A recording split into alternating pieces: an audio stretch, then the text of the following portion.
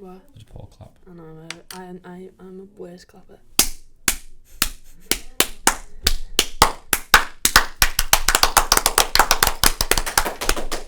And that's your intro right there. She just rolled into that. Hello everyone and welcome back to the Liverpool Women's Podcast. This is episode 56 and we've got a new guest. Big shoes to fill. Yeah, big shoes to fill. Got Ross on this week. Have you done the mixing for this before? I think you might have done a couple of times. Yeah, it gets pretty wild, doesn't it? It's really fun. Yeah, it won't do today. I haven't got Amy's knowledge and I haven't got her wildness. Yeah, there we go. Choose carefully there. Yeah. Well, kick-off question then comes from Joshua Whitehead. He said, what realistic signings do you think Liverpool women should make before the start of the season? I'm not going to pretend that I know a lot about the people that are available or out there, but having looked at the squad, I think they're quite well stocked in the forward positions. Yeah. I think they've been encouraged in pre-season. Midfield again well stocked. I think there's only the defence. You can tell me different. Yeah. An extra player there wouldn't do them any harm going into the season, I don't think. Yeah, that's what a couple of podcasts ago I said it would have been nice to have another defender simply because we lost 2 centre-backs in the summer. So, and you haven't really replaced them. Obviously Becky Jane's come in who... That's not my name. Yeah, exactly. Fuck, I'll turn into Amy already. Yeah, but she predominantly plays right back. I think she can play the centre-back position, but... it's always nicer to have more players than you need, and I think if you had 3 or 4 centre back players, then that works well. That position is quite key as well because I think they're probably more susceptible to injuries because obviously they have to throw in a tackle or make last ditch tackles and stretch a little bit more. So yeah, I think it's a pretty intense position. And I think last season we conceded, I could be wrong on this, 36 goals I think we conceded. Wow. So that was always a position that needed strengthening anyway. Defence, and Fahy can play centre back. Jay Bailey's come in, I think she can fill that role as well. So, but then are you dragging people out of position exactly. to compensate for that? You've got someone else there who's a ready option. You save yourself the bother. Exactly. So yeah, I think another centre back would have been perfect. Maybe when I say striker, I mean out and out striker. We've got Kirk and we've got Linna. Babaji can play that role as well, but then you're taking Babaji from the wing into that striker's position, which again you might not want to do that. It's only. I mean, the Rangers game suggests don't do that. Well, yeah. When you're scoring 3-4 goals and a couple of assists as well. Yeah, exactly. I know it's Rangers but But still, yeah. And obviously if anything happens to Shootman Kirk, then you're on the bare bones again. So okay, yeah, fair enough. But yeah, I think if you're going to pick one, it's definitely defence. Speaking of the Rangers game, then 8-1 final game of pre-season, went out with a bit of a bang. Nice for the team. It is, yeah. You always want confidence in a pre-season game going into the start of the season. I think it's partly they've been alright in pre-season so far, but I quite like the fact that he went and did that thing with the commandos and the training stuff like Marines. Yeah. And I think stuff like that's underrated. Obviously Tom went and spoke to him about it last week, and the videos are out and stuff like that. But I think having that togetherness, I think, is huge for this Liverpool women's side this season. I think obviously last season or the season before, all the stuff like Neil Redfern and all that stuff going on, there was changing quite a lot. And Vicky Jepson kind of took the role on. I think having a settled squad of togetherness, I think that's a big positive for them going into the season. Okay, Rangers, you can tell me any different whether they're the good women's side or not. So to kind of take the result out of context, but having the morale and the confidence going into the season off the back of that, I think it's huge. Yeah, and the transfer window closes tomorrow, I'm pretty sure. So I think all our business is pretty much done and dusted, and we got that done quite early and quite efficiently. And I think that was good as well because you've seen it in the past with both men's and women's. Like if you bring a bunch of players in on the final day of the transfer window, you've got to bed them in and do stuff like that. A couple of days before the first game of the season, might not have played much young players who don't know the league well, don't know the players well. It's hard for them to adapt and adjust and get used to everyone in the team. So it's good that all our business was done.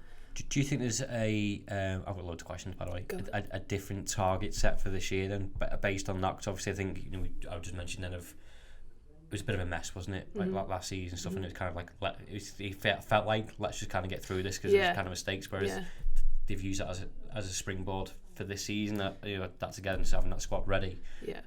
I think is expected to take expectations raised for the season.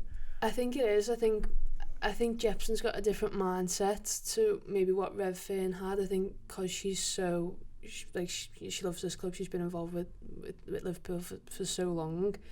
She obviously wants the best for the team. So I think obviously we finished 8th last season. You know, it was only 4 or 5 years ago that we won back-to-back titles. Okay. It's not that long ago. Do you know what I mean? So to go from being back-to-back WSL winners to then dropping to 8th, struggling against sides like Yeovil and stuff like that, that's not what you'd expect from a Liverpool team. Yeah. So I think this season, I'm not expecting top 4. I'd like a trophy, but if it doesn't come this season, that's fine. I just want us to maybe get in top 6. I think that's the realistic goal for this squad at the minute. And then obviously once you start moving up the table, that gives incentive for other players to come into the squad. Like next summer, you could sign top caliber players coming in. Jepsen's part of the incentive for that. Do you think people will look up to her? And you said having that stability of going, actually, I've got this under control. Yeah. The Marines thing we mentioned, and the fact that they all went out on pre-season with the men's first team squad, that's an incentive itself, isn't it? You get an opportunity to go and do those things and mix with those players, and so, they've got to bring players in as well, isn't it? Yeah, I think Jepsen plays a massive role. Like, we've just signed Mel Lawley, play for Manchester City, in England international. Like, it's been a while since we've had an England international in our squad, and so that's nice. And obviously Jepsen's must be saying the right things to all the players in order to get them to come. So I think she plays a massive role, and I think this season's definitely one more. It's still I don't want to say it's a building process again, because that's what we went through the whole of last season. These things take time though, don't they? Exactly. Like, we haven't had to bed in that many new players, which is good. I think that's disrupted the squad quite a bit last season, everyone getting to know each other, but everyone's got a full pre-season under the belt now, so with Jepsen who they had last year. So I think top 6 is a realistic aim for us this season. And they don't, now it's your fault. It's out there. Yeah, it's on YouTube. but yeah. Sweetman Kirk's had a pretty decent pre-season, I'd say so. I think she's got like... But after back in the last season as well, she's banging in goals every 5 minutes. And they weren't even just like terrible goals, they're all like worldies as well, weren't you? She's got some good ones. I think she was a little shining light for us last season. She definitely saved us, last minute goals against Yeovil and a few other ones that got us the 3 points that we really needed as well. And we've done really well to keep hold of it as well, to be honest. Like 10 goals last season, it might not seem like a lot when you compare it to other players and stuff like that, but for her it was. And there would have been a couple of clubs probably looking at her this season, but we've managed to keep hold of it, which is really good. And like pre-season, I think she scored like 8 or 9 as well, so that gives her the confidence. Yeah, and having other people, like you mentioned that Rangers game before, all the pressure's not on her to get all the goals. I think there's other people got to step up, and like again, having that the team bedded in together, they will know what suits her now, what runs that she makes, a positioning, crosses, what style of football that she likes, and they'll play off each other. So maybe there's more expectation on her to I don't know, what you say, 5-10 more goals possibly. Yeah, maybe. I mean, if she had 5 or 10 more goals, I'll be absolutely buzzing.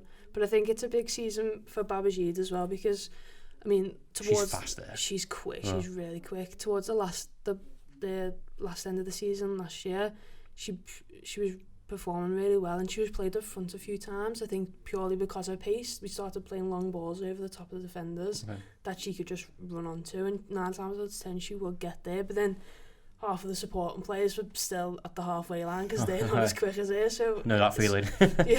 Sometimes it wouldn't work, but she scored 4 against Rangers. She scored a couple more this pre-season. I think it's good. It's good for them to have different options and strategies depending on what teams you come up against, because that long ball people might get onto that, and at least you've got Sweetman Kirk who can score goals from anywhere probably. Well, 9 times out of 10 Babajide was played up from when we played like City or Arsenal, like the big teams, because you 9 times out of 10 you're defending majority of the game against them teams, so it's more about counter attack for that. So I think that's what she's good for, because she's so quick, and she's a good finisher as well. She plays for England too, so like she's not.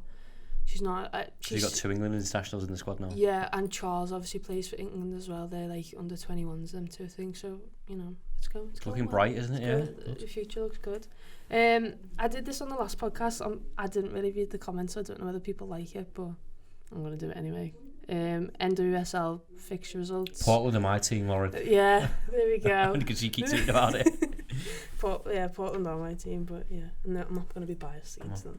Did you go and watch any football while you're away? So LA or San Francisco don't have any women's teams. Oh, right. I think LA should, because there's definitely a market there for it. I don't know why they haven't done it yet.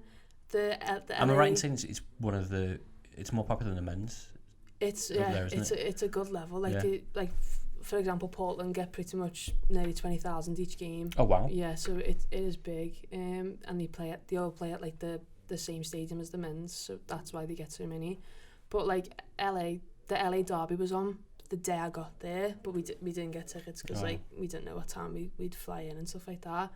But there was like a banner saying LA wants NWSL games on there, and I think there's such a big market for it. And loads of players that go there as well, because everyone loves LA, don't they? Yeah. So I don't know. But is there things that you noticed over there that they do that you could probably take into this game? Because the one you've just mentioned there is played in the same stadium, and it baffles me. And they do it with the under-23s as well. Obviously it's a pain in the arse for. Well, it's not a pain in the arse. It's inconvenient, isn't it, to go over to Tranmere, particularly if the men's team are playing for some people. Yeah. But it's free if you're a season ticket holder. It's free if you're members. Yeah. And I've seen it before, and I think Man City got it spot on where their stadium's like across the road, so you can go to the women's game before and make a day of it and go over there. But is there anything in America that do they do differently, of maybe even playing in the same stadium? Yeah. Do you think you'd encourage that over it? I think there's the TV access and stuff like that so much better. Like, that's getting better this season though, isn't it? Exactly. So they have the NWSL app. We've now got the FA WSL app that you can download and stuff like that, but you can watch the games, and that's what they do. You can watch the games for free on there. They have the league table, they have stats, they have absolutely everything you could possibly want on there. And I think because of the national team doing so well, I think that's why it's so big. So I think the American one, you mean? Yeah, okay. I think there's just the media in general is so much better for the women's game over in America, but Megan Rapinoe's helped that quite a lot, hasn't she? Exactly, yeah. It's just players like that taking the reins on it, and I think this season's going to be so good for the WSL simply because of that app, because there's so many more games being on TV. I saw an argument to that of saying that I think might even be one of you guys of saying they don't televise every game, but they want to keep attendances up, but it's inconvenient if they've got an away game. Yeah. You can't always travel to those games, can you? Exactly, and especially the London teams, here to London on the train, it's only 2 hours. It's not really that far. Liverpool LFC TV televise them? They do sometimes, and I'm pretty sure they go to every game. That's what I was thinking. I have LFC TV and I never see it's never on on a match day. Do you know what I mean? That would make sense, wouldn't it? But that's such an easy route. They have a women's show on a Thursday, I think. I don't know whether it'll be the same this season, where they have don't watch that one, watch this one. It's well better. Exactly, yeah. But and it's free too, so there we go. And that was quite good, but it was only on for half an hour. Half an hour once a week is not. So good content enough, fix it, yeah. It's not going to get the team out there, and that's what you want. So I think this season, especially because the Euros and next year as well in England, that'll be the next 2 years for women's football is going to be so big, I think, in this country. Do you think that the World Cup's helped? I think it has. Definitely. You've even seen a lot of people comment on our videos saying I've never really been interested, but watching you guys is they've asked us how to get to know the players a couple of weeks ago. That's why we did all those videos of squad depth and stuff like that, because people just aren't aware of who plays for them. Yeah. And that was the big issue. Whereas now, if you know who plays when they play, try and keep up with it a little bit. Even if you only get to 2 or 3 games this season, it's an extra couple of people each game. Yeah. It's just, I think with the FA app, it's so good. Like, it's so good, but you might see attendance go down a little bit at the start of the thing, because now it's easy access. We won't go this weekend. It's cold, it's raining. Yeah. We won't go. But you could argue that it might go up for the fact that all the information's there, so you know when the games are on, because obviously I know when they're on for you guys, and obviously we follow the women's team on Twitter and stuff like that, so we know when they're on. But I think to the general public, if they proper plug this app, the information's there, so you can go watch Liverpool winning on it. You kind of, I get what you're saying, if it's too cold, you won't go, but you can work your weekend round.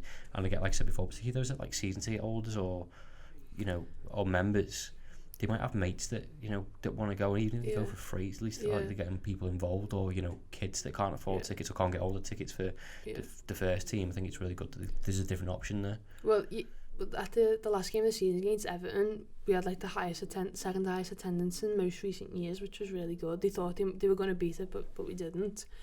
And you could just see the difference in like how the team played and like that. Like, it was just more enjoyable going to the game. And an atmosphere as well. There's always one group of singers at Liverpool, and they sing non-stop for 90 minutes, and like, fair play to them. But then just having like, the balance of both young and old fans as well, you could just see the difference. And like, when we were interviewing like Jepsen and stuff afterwards, like that's one thing that she noted was like the support. And so like, people don't think it makes a difference, but like it really does. And like, a couple of extra people each game really does make a difference. Exactly. So England played last night. Do you watch it? I watched the first hour, and I was like, I texted Russ and was like, make sure you watch the England game tonight, it's on BBC Two, blah blah blah. I was literally there, I'd literally just left work. And he was like, I'm just leaving work, I'll watch it. And I get it, and I was like, yeah, fair enough. I watched the first 60 minutes, and then I watched the last 60 minutes. We've got this covered, it's fine. Yeah, we're good. I kept up to date with it on Twitter and stuff like that, but Georgia Stanway's goal was boss, wasn't it? I was, and I am still so shocked at the reaction from her and the commentary, because I missed the goal because I was on my way home, but I think it was about 40 minutes. I got in and I saw it on Twitter and the highlight reel, and I saw the highlights at half time as well.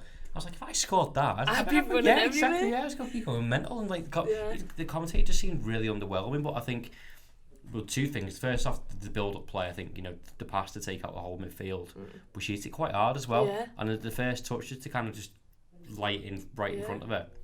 I thought it was quality. And it does like bobbles as well, doesn't it? It's not even like a straight pass. But it's one of them. I think it's been up quite a while, but like when you hit them, you're thinking, this is going in. So, and the goalkeeper had no chance at all. No, and like in off the bar as well. Those the best ones. But yeah, her celebration was just. I think she was just sort of like. That's why she scored a few worldies last season. Like she's a boss player, and she's an England player as well. Yeah, she went to the World Cup. Yeah, she came on as a substitute, didn't she, in the final game? I'm pretty sure she's only 20. So. Well, future's bright. Yeah, but and then I was confused by Lucy Bronze starting in midfield, and that has happened before for England. It's not really unusual. But then you're playing Lucy Bronze in midfield to then play Rachel Daly at right back, who plays basically up front for her club. But then she's playing right back for England. That's a massive shift, isn't it? Like there's one position down for two. I also think it's quite strange. I'm interested in your thoughts on this. Is Phil Neville's comments. As you see them about like he's a visionary of women's football, and he wouldn't do that, and then he went and lost 2-1. It's like every time he comes out and speaks, something goes wrong. Yeah. But he's making confusing decisions. I think it's fine in this instance, the fact that it's a friendly. He can try it out, but they look shaky at the back. But it only seems to happen in friendly games. Like the build up to the World Cup, when we were playing friendly, she was playing in midfield. When it was the She Believes at the start of the year, she played in midfield a couple of times, but then the whole World Cup she was playing right back. Why are you playing her in midfield? Is the cover at right back? Not really. Like Man's Tinney plays Rachel Daly there. There's a right back you can play there if Lucy Bronze doesn't play, but he's called up loads of players like Manu from Birmingham's come up. Leah Williamson went to the World Cup and stuff like that, but she's a recognised centre back as well, who has played right back for Arsenal. I mean, you'd rather have a defender in defence than a forward or midfielder, wouldn't Yeah, you? like play Mannion there. If you want to put Lucy Bronze in midfield, we were a bit short on midfield. Jill Scott didn't go, who normally plays that role. But then you've got Staniforth on the bench who does play there. Yeah. Who is an experienced, recognised midfielder. I think it's good to experiment sometimes. I don't know, I just said it, contradict myself, I said it was just a friendly, but I think you do that on the training pitch and see if a player likes it or not. And then I think what you get, it's kind of always like a waste of time doing it in friendlies or like particularly World Cup, because you're just confusing a player who's not in a natural position and they won't enjoy it. Yeah, I think Phil Neville just loves Lucy Bronze that much that he played in goal if he wanted to. Okay. He's come out so many times and said that she's the best player in the world, like gave her loads of praise like throughout the World Cup as well, which so he's just shoehorning her in the team. Yeah, and like, you know, she's just won, you know, best women's player, UEFA best women's player, so like, you know, for playing in midfield. For playing at right back. Okay, fair enough. Fair. So, you know, I think it's just like if he could play it up front, if he could play it in goal, he'd play it absolutely anywhere on the pitch just to have it in the team, which, like, you know, fair play. If it works, it works. If it doesn't, you know. It didn't last night, did it? And it didn't work last night. I mean, she when she does play there, she does do a job. She's a good tackler, obviously being a defender. She is quick as well. But, like, she's the best right back in women's football, player where she should play. Do you know what I mean? That's the only thing. I really enjoyed last night's game. And I don't know why I was so surprised, but I don't watch England men's team. No, I don't. Because I find it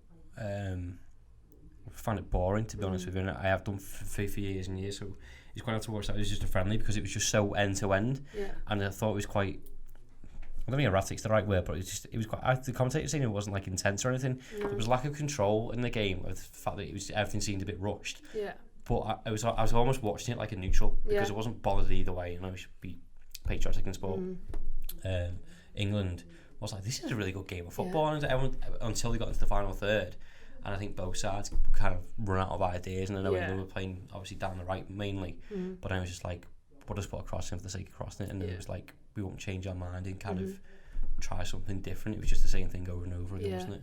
Yeah, and I think my issue always with England men's always been that because it's like teams that I really hate, like players from Man United and Tottenham and Chelsea, I don't like any of the players, so therefore I don't like England because I mean, like Harry Kane playing up front, I don't care for Harry Kane playing for Tottenham, so I don't care for him playing for England. But I grew up in that era of like Ferdinand Lampard and all that stuff, Scholes, and like it's since come out like they didn't speak to each other in the behind the scenes and stuff like that, and you're thinking, why am I watching it? Whereas I think it affects like when you play them in the league sometimes as well, though, because I think the England squad do have such good harmony behind the scenes. This is the men's.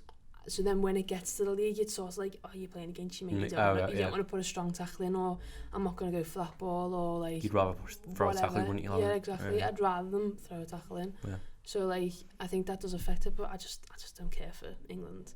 Like obviously, when it was the World Cup and stuff like that, like I watched the games, like I jumped on the bandwagon a little bit, but then when like it was just sort of like, oh well. I remember it was a couple of us watched it upstairs, and England scored a goal, and like I think it was only Paul that jumped up, and there's three of us just going. I don't have the same emotion. Whereas like the World Cup's just been for England women. I watched every game. We did coverage of it. I was so invested in it, and I don't know whether it's just because like, you know, I'd love to be in that position, like because I'm looking at it from a women's perspective. Like I'd love to have played for England or whatever, but I think it's just like, you know, you never had this type of access to it years ago. Like when I was younger playing football, you know, they weren't on TV, so like you didn't get to see it as often, and I didn't get to really go to many games.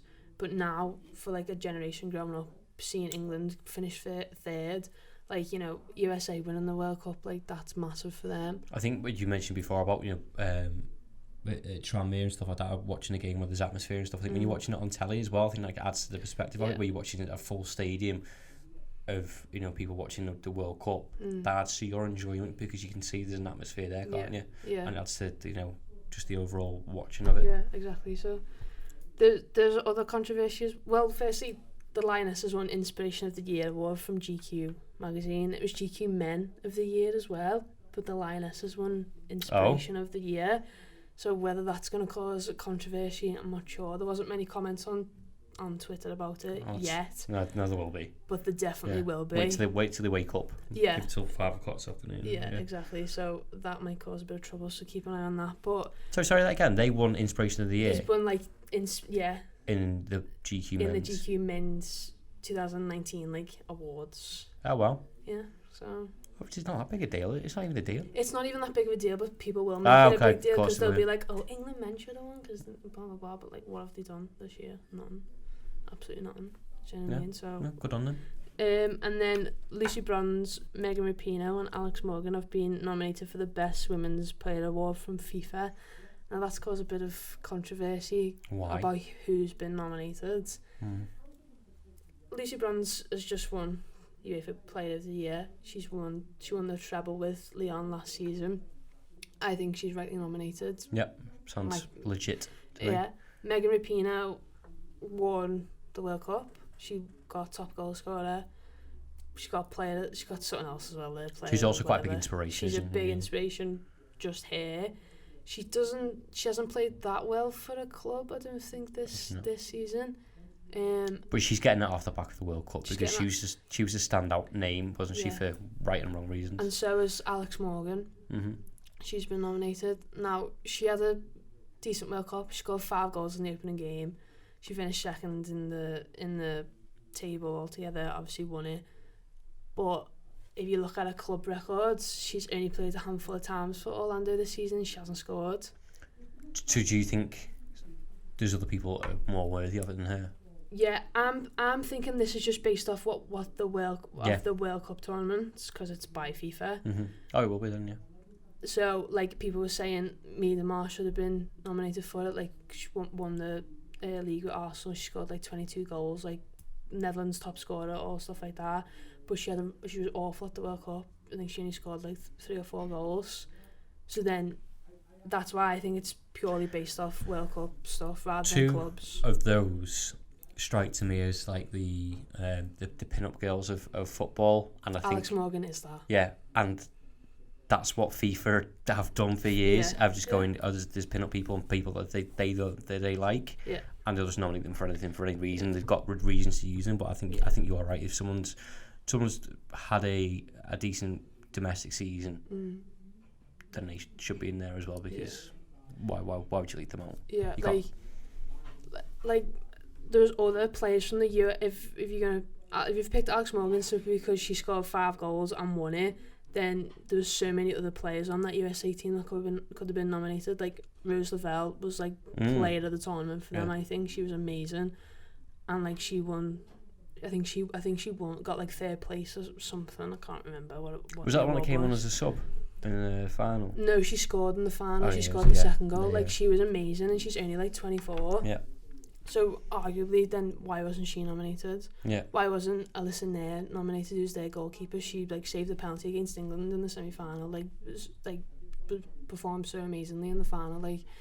I think Alex Morgan is pin-up girl for USA and for the NWSL and just for women's football in general. I think she's used there's so many adverts on TV that she was in over in America, and it's she's the David Beckham of women's football. Yeah, exactly. But then if you're just gonna purely nominate her simply because she's Alex Morgan, then what's the point? It's not fair, is it? No. Do you know what I mean? So, but let us know. Have you written your complaint to FIFA? No, not yet. Working on it. I'm working on it. Yeah, it's in my drafts in my email.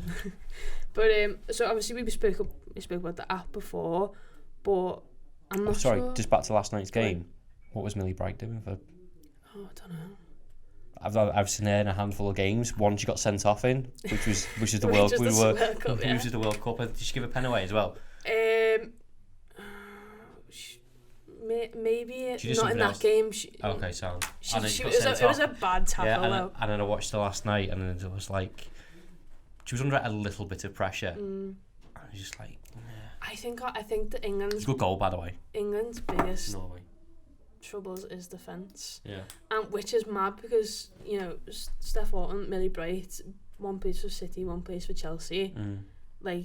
2 of the best recognised centre backs in the league, and then for some reason they just can't. I just don't think they fit well together. Yeah. There's obviously been games where they've done brilliantly. Are they a similar style defender? Because yeah, like you can have that too similar, can't you? It's like you play. It's like Frank Lampard and Steven Gerrard couldn't play together in England's midfield. Okay, That's what I believe them two are like. Because like, you know, if you look at our defence and you think Lucy Brand's right back, Steph Horton, Millie Bright, and then either of Demi Stokes or Alex Greenwood with Carly Telford in goal, or you know any other goalkeeper, you'd be like, that's England's best defence. And then you look at some of the performances and you think, what's going on there? Like, why can't you play? On the corner that they conceded, she wasn't marking anyone. And I don't know if they have a zonal or a man mark thing, but they obviously said it on commentary, like set pieces is a massive concern. You're thinking, you know, I'm not being horrible to it, but you know, she's quite... she's stocky, isn't she? Yeah, and you're thinking... She's tall. Yeah, like that. Use that ability of hers to, you know, dominate defensive corners. And She's a really good tackler. She loves to tackle. Sometimes it doesn't go right. Yeah, as we saw. Alex Morgan tackle in the semi-final, but like, yeah, it's just bizarre. I don't know. It's weird. But defensively, they looked. Both teams last night actually looked like they were on the ropes, but I also admired their ability just to play out from the back. Yeah. Seems like 10 people in the box. And this guy's, we're going to pass to you there. And I go, what are you doing? Yeah, but it was good. Yeah, bit of a heart attack moment. But yeah, it was an alright game. It could have went better, but whatever. So back to the app then. Obviously we've said about, you know, how it could affect attendance at games and stuff like that, but overall, do you think this is a good thing to happen? Oh, definitely, yeah. I mentioned there, just having the information ready at hand, because I think some clubs it's quite hard to find information out on. So, like, I know Liverpool's website's got better, but I mean, going into last season, trying to do research and stuff like that, it's not as up to date. I think if they do that and keep on top of it and just let people know what's going on, and you know, you check it regularly, don't you? It's kind of like your fantasy football thing of going, okay, I know what the fixtures are this weekend, and having it all there in front of you, I think is massive. And then, as we said before, attendances, games, you know, there's notifications when games coming up or news is coming up or stuff like that. I think would be pretty cool. I think the thing they probably need to do, which is probably just a women's thing in general, is like news conferences. Like, that brings some attention to me. There's a game coming up somewhere. Like, Vicky Jepson won't do a press conference ahead of this weekend's game. She'll probably do some sort of interview with LFC TV, but it won't be a big media thing. We obviously had the media day, not last week, the week before, might have been last week actually, I'm not sure, but Tom and Jack went down and got an interview with her and a couple of players, and like, that's what that day was used for.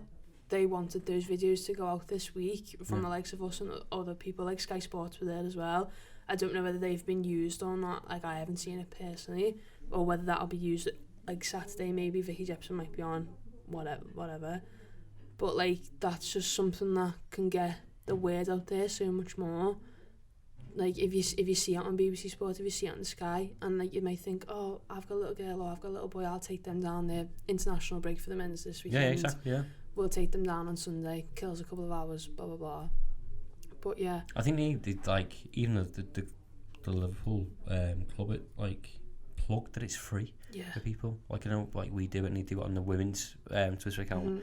But the men's account's got millions of followers. Like you just said, like there's massive audience. You can go and capture there and go, actually, no footy on this week. Go and take him to that game. And I think, you know, in a least negative way, I think, you know, obviously I've got a daughter, and I quite happily go and take her. You know, if they were playing at home, go and take her. Knowing full well whether it's at the free or it's, you know, it's £5 or it's 10 quid or 15 quid. If she doesn't like it, I can just go. It's not like you're paying 70, 80 quid, and it's like the opportunity's there to go and, you know, inspire young people or inspire people, even older people who not even like football. Go and watch it. And it's also like they're so interactive at the end of the games. They stay inside. The access that you get, exactly. You don't. Well, that I think is part of the problem with, you know, the men's sport. Is like it's just a slight detachment there, isn't it? Of, you know, you can watch them, but you never want to speak to them unless you're dead lucky. And I think, you know, it's credit to the, you know, Vicky Jepson and her players that they make the efforts to go and speak to people. Yeah, I remember there was a game last season. I can't remember who it was against, but one of the there was a little girl there, and she absolutely adored Fran Kitchen, and like Fran had been down the line, and then she'd gone back in. And I remember, I think it might have been Little came along the line and went back in and got Fran to come back out to sign for the little girl. And it's that's nice, it's like a men's player wouldn't do that. I mean, they might do, but you wouldn't think so. Whereas she took the time to come back out and sign and got a picture with her and spoke to her for a couple of minutes, and that changes someone's life. That. Exactly, like that would have made that little girl's weekend. Yeah. And like she's probably got that picture framed or whatever. You never know, but it's just little things like that just pip it above the men's game. Is that it's so interactive, and like you can speak to them, you can get pictures with them, and they are approachable as well. Like they'll happily do it. It's even when you interview them afterwards, like they're so like relaxed about you asking them questions, and they don't mind coming over and speaking to you because they know it's quite nice that. It's part and parcel with the job as well, especially if you want more people to do it. You need to be out there more than the media. So like, you know, I think it's the same thing with that app as well. I think, you know, people having the ability of, you know, initially they might not start going to the games, but if they start like checking an app, it takes, you know, 2 minutes, doesn't it? You can have a quick click through and go, okay, Liverpool are doing quite well. I might go to a game this weekend. I think, you know, if they stay on top of it, keep it updated, and, you know, remove any glitches that will be with early ones, I think it's always a positive thing. I do take your argument that we might put people off going because you can just go, well, I'll just check the score at home. But then, like, you're not gonna know. This season's definitely a big trial run for it, and I think, you know, there was times last season where we were talking about games that we hadn't seen or seen highlights of, and you're going off Twitter or, like, you know, you're hoping that you're saying the right thing about it because you can't see it. Because you can't see it, and that was so frustrating at times. And it's even like I'm hoping this season with injuries, I think I hope they're going to be more open, because a player wouldn't play for about 6 weeks and you wouldn't know what was wrong with them. Like Niamh Charles was out for about 3 months, and 1 minute it was a back, next minute it was a leg, and then I was like, well, what is it? And then you're seeing it at the game, but you don't want to go up to it and be like, what's wrong with you? Because you don't know, do you know what I mean? But then, like, I'm just hoping this season, if a player's out, just tell me why. Just mind you, the first team aren't very good at that either. They're always quite coy on injuries. But I think it's more so to don't give anything away to the opposition, because obviously they plan for players like that, and you go, well, yeah, she's out, but I'm not telling you long for what it is. But you're right, it is difficult. More information, the better. Exactly. So you can go and download the app now. I'll put a link in the description if you don't know how to find it or whatever. It's easy to sign up, and it's free, and everyone loves free stuff, so why not? Do you get email notifications as well? I think you can, You can get app notifications. Oh, cool. Yeah, so I think if it'll say, like, kick-off is in, kick-off now, whatever. I think if you get a fancy football team in, that's how I'd say get people on board. Honestly, people like, to gamble for free. Imagine FIFA, like the game. Having like the women's leagues on it, I absolutely love it. They have the international teams, but like, you want to play as Liverpool, do you know what I mean? Like, I think there's definitely a market there. Can you not edit the kids? No, I don't. I mean, I've never tried. So don't play FIFA. No, I mean, like Braver, Lauren. No, I don't like that one. Okay, I'm gonna fall out in a minute. So then, finally, your whole. This is the first time you've been on the podcast in front of the camera. You've paid attention a lot more to women's football over the last couple of months, probably just through us mainly. But then, as a neutral / new fan, what are your overall thoughts on it? I don't know. I don't want to sound patronising, but like I said, I've never really been into it. I don't think I've ever had the opportunity. I think access is one thing.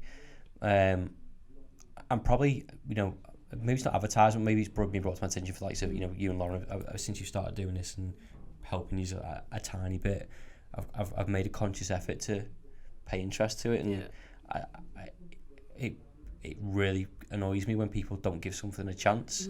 So, like, I know a lot of people, and, you know, you find this, you know, on a weekly basis, people don't think before they speak and just say negative things about it. Well, I didn't know anything about it, and I wasn't sure what to expect, and I think, you know, a lot of people go down the narrative of women's football isn't the same as Premier League football, but it's not gotta be, because it's behind the times, and, you know, obviously go back in history, and it wasn't, because it was more popular than the men's sport, you know, during the war, women played football, and then all the men came back and were like, and then they banned it. So, you know, a lot of people don't know that though, and they just think it's like it's you know, a male right, and you get into sexist debate and stuff like that. But as for the game itself, I think it's really good, and, you know, I don't watch a lot of TV, so I'd rather watch footy. So like last night was good because I don't watch soaps, because it's just people being miserable all the time. So like even I thought last night was a good time as well, because it was 5 o'clock kickoff or half. It was quite. I think it was like 5 or 6. Wasn't it? It was 5 because I was on my way home. Yeah. I was like, you're getting kids there to go and watch the football. I think they're doing tiny little things that are going to help it grow. Obviously the World Cup, and I think it was going to work 2 ways. So obviously once the media get hold of it, which they did do in the summer with the World Cup and stuff, and BT Sport have been really good showing games, and they stream games on Facebook as well. That's good because it brings awareness and get people to go to games, and once they start doing that picks up, then sponsors will go and pay more and get the thing. I think it's just something you got to be patient with as like standard of football. Like I really enjoyed last night's game, but it was, like I said, as a neutral, I can watch it, and it's actually nice to watch a football game that doesn't affect me in any way. And I know that sounds like pretty horrible because it was England, but like it doesn't affect my mood. It's like I'm watching the first team away because of my job, and I was like, he can get me down and stuff. But I thought, entertainment value I thought was really good, and as I mentioned before, like I've got a 6-year-old girl, and I think it's everything that they've done in the past 2-3 years, or maybe it's been going on longer. I just haven't known about it. I think it's really encouraging, and they should continue to push it more. I think, and then again, you've seen clubs like Manchester City doing the, is it 2 teams 1 club thing. I think that's really good, and both people can take note. I was a bit pissed off with Manchester United, the fact that they have a women's team for ages, and they've basically gone, there's more revenue there. There's more money. But they go, exactly, we can make more money, so we'll make one. They shouldn't be making one off the back of that. But I know they had one years ago, didn't they? Yeah, they had one years ago, and then it went. I think it was like, might have been like 10 or 11 years, and then obviously last season they made one. Real Madrid are doing it now. Real Madrid have been the biggest club in the world for so many years, and now all of a sudden that the World Cup's done well, women's football's like getting more exposure. They're like, oh, we'll have a go at that. I thought that the World Cup was great, because again, I watched the men's World Cup, and again, it's neutral, and it's like, I want me fix of football. I want that. I think you have that in the summer period when club footy's not on. I can go and watch the women's game. I was more than happy with it. I think there's obviously controversy reigned in that with the VAR and goalkeepers coming off the line and stuff like that, which I thought was quite frustrating. But it's all encouraging, and I like it. And obviously I have conversation with you guys about it, and obviously watch little bits of your stuff like that. So I think what you guys are doing first and foremost is really good, because you guys are inspiring other people, and you've grown as a channel, and you're fighting against dickheads on Twitter that wouldn't do it. So but look where it's got you, like the first name terms, old Dickie Jeff, aren't you, and stuff like that. But it's good. But like the fact that they taking notice of you guys and what you're doing, that's credit to you guys, and they obviously need people like yourselves to kind of push it, and you're going against the grain in a lot of senses. So my knowledge of women's football again isn't great. I'm not going to pretend otherwise or lie, but I know a lot more than I did do a year ago. Well, I'm the same. Like, my knowledge of the women's, both England and Liverpool, this time last year was not great either. If you go back to be fair though, like as I mentioned before, when Redfern was in charge, it was pretty hard to keep up with. Yeah, but like it had been a couple of years since I'd properly paid attention to it. Yeah. And like, if you go back to our first podcast, it's awful. You watch it, you proper cringe at it, because it's like we're chatting about as much as we know. But you just didn't know each other before that, so you build up a rapport, and and like, you have to put up with Amy. I'm only joking, Amy. You shouldn't watch this, sorry. Oh, okay. But yeah, I think that's it. I think you've just got to give it time. I think, like, if you try it once and judge it off that, then it could just be a bad game. But that's what I mean. As people fall down that route of like, like myself, like I've watched Liverpool, so like I followed their standard football for ages, and obviously now that they're flying, I don't go into that thing and go, well, this isn't as good as the men's team, then it's shit. Yeah. That's not how it works. You're exactly right. It does take time. I think it will take, I don't know, it could take 10, 15, 20 years for it to reach the standard that it's at now. But that's only the same as League One, League Two. If you watch one of them games, it's not the same as the Premier League. It doesn't mean that it's shit. Because it's men's football, it's different. When you go to like non-league football, like I've been to like a few AFC Liverpool games, and like their stands, it's fine. It's an enjoyable game to watch, because they just play football for wanting to play football. They're not bothered about like, oh, I'm sponsored by this person, or I might get this much money for this, or blah blah. They just want to play because they're playing football, and they get like decent attendance as well. Yeah. So The other thing, sorry, that I like about the women's thing is like the respect they have with the referee. So obviously forgive me if I forget her name.